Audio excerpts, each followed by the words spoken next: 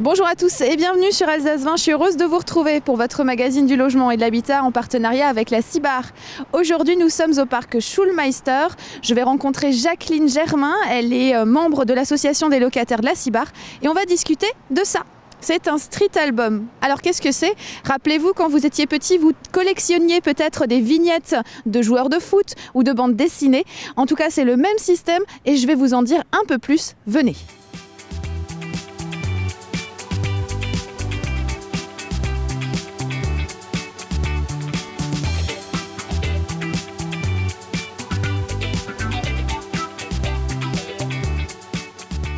Jacqueline Germain, bonjour.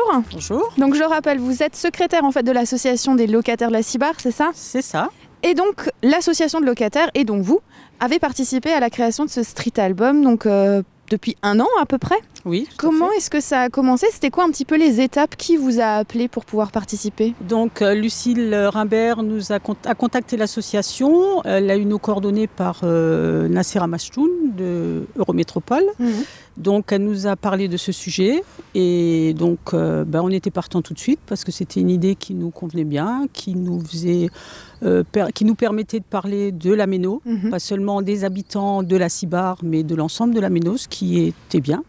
Et donc on a eu beaucoup de plaisir à participer à ce projet. Donc ça vous tenait à cœur en fait de participer et de partager un peu ces souvenirs aussi du quartier de la Méno, de votre enfance, c'est ça? Oui, c'est ça, tout à fait. Et donc on a contacté d'autres personnes qui sont effectivement habitantes de la Méno depuis très longtemps et qui ont eu aussi été partant tout de suite avec de vieilles photos. Donc chacun a fouillé un petit peu dans ses archives pour retrouver des photos. Et donc ça a permis de donner notre petite aumône à ce projet, comme dit, qui est vraiment une très très belle idée. Donc si on reprend un peu la trame, nous on s'est vu il y a à peu près 1 an. Quand vous étiez au M-Café pour rencontrer donc Lucille Rimbert de l'association Lui au Carré, elle est venue et elle a collecté en fait pas mal de souvenirs, de ressentis, de sentiments, de sensations de ce que vous avez connu du quartier de la Méno. Et donc qu'est-ce qu'elle a fait en fait avec toutes ces informations? Elle les a récoltées, qu'est-ce qu'elle en a fait après? Alors donc on lui a confié donc beaucoup de photos qu'elle nous a restituées par la suite. Elle a fait un choix avec son équipe. Et donc elle a, comme elle disait, noté nos perles, donc nos souvenirs, des choses qui effectivement apportaient un petit plus, je pense. Et donc elle a restitué tout ça dans cet album qui est magnifique, que tout le monde a beaucoup apprécié et d'une belle qualité. Donc ce sont en fait on répertorie un peu les lieux emblématiques du quartier de la Méno, en fait. C'est un peu ça. C'est ça. Quels étaient pour vous un petit peu ces lieux emblématiques, les choses qui vraiment vous tenaient à cœur de votre enfance, ou même de plus tard? Disons, moi, c'est ce parc. C'est le centre de la Méno, la place de l'Île-de-France, puisque moi, j'ai connu une époque où il y avait la fête foraine qui s'installait pour le 14 juillet. Et donc, qui s'est transformée. Moi, j'ai encore connu l'ancienne petite chapelle avant la grande paroisse Saint-Vincent-de-Paul. Il y avait une petite chapelle. Et donc, j'ai connu le collège Les Émarnésias, qui était une école primaire à l'époque. Et puis voilà, donc la transformation s'est faite au fur et à mesure. Et bon, il y a des choses maintenant que tout a été reconstruit, des choses qu'on aurait presque oubliées. Heureusement qu'on a les photos. Donc maintenant, le street album est sorti. Jeudi dernier, l'association Lui au Carré était au marché de la place de la Méno, de la place de l'Île-de-France, pour faire cette distribution. Nous, on y était. On vous propose de regarder le reportage. Album en main, Emmanuel part à la chasse aux vignettes autocollantes à la Méno.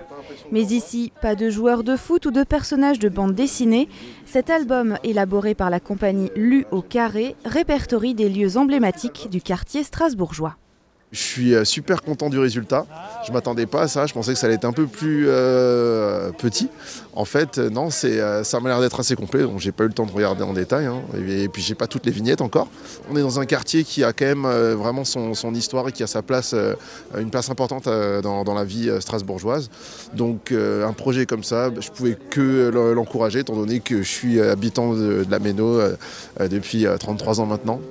Les autocollants sont à chercher chez les commerçants partenaires de l'opération. Une fois les premiers récupérés, il ne reste plus qu'à trouver où les coller. Et l'album favorise déjà les rencontres dans le quartier. Malik, un jeune habitant, vient prêter main forte à Emmanuel.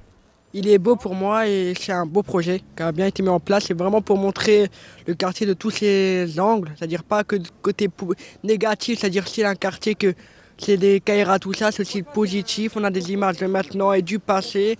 C'est pour toutes les générations. Il y a beaucoup d'habitants que ça leur plaît. 1400 exemplaires ont déjà été édités et la distribution a commencé ce matin sur la place de l'Île-de-France.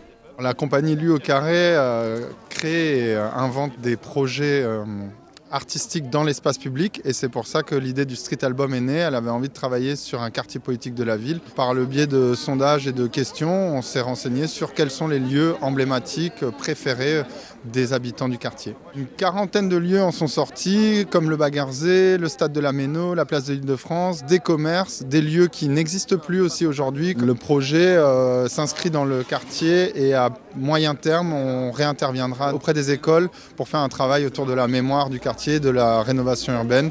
Pour récupérer les albums, rendez-vous chez les commerçants partenaires de l'opération jusqu'au 25 janvier. Donc j'imagine que vous avez récupéré aussi votre exemplaire de ce street album. Oui. Nous l'avons récupéré le jour de sa sortie, le dimanche 5 ou 12, je ne sais plus comment c'était. Début d'année en tout cas. Début d'année.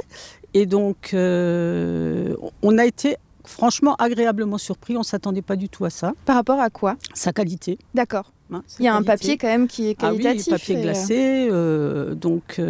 On en a récupéré plusieurs, dont un qu'on va laisser dans nos archives de l'association. Et puis, franchement, c'est un plaisir de le faire. J'ai une amie qui m'a dit qu'elle a fait ça avec son petit-fils. Ah, trop bien. Et qui s'amusait à reconnaître les lieux de la Méno. D'accord. Parce qu'en fait, toutes les photos ont été prises par Paola Guigou, en fait, tout au long de l'année, c'est ça, on le rappelle, ouais. Et donc, pour vous, c'était intéressant aussi d'avoir quelque chose entre les mains qui représente le quartier de la Méno. Ah oui, oui. Franchement, c'est fait, c'est reproduit de manière fidèle. D'accord. C'est la vie actuelle de la Méno, mais il y a quand même quelques petits rappels sur une époque qui n'existe plus maintenant. Parce qu'on y voit des bâtiments, mais on y voit aussi des scènes de vie, en fait, oui, c'est ça tout à fait. Et donc, est-ce que vous êtes allé chercher vos vignettes chez les commerçants? Alors, on a triché un petit peu. On a eu la chance de recevoir un album complet. Voilà, donc on a pu, le jour même, j'ai collé mes images. Et puis, franchement, c'est un beau résultat. Très bien. En tout cas, je vous remercie d'avoir partagé ces souvenirs de votre enfance et du quartier de la Méno comme vous l'avez connu et comme vous continuez en fait à y vivre et à le connaître. Ça a été très sympathique de votre part. On se retrouve très bientôt. D'accord, avec plaisir. Quant à nous, on se retrouve dès jeudi prochain. Et en attendant, je vous souhaite une excellente soirée sur Alsace 20.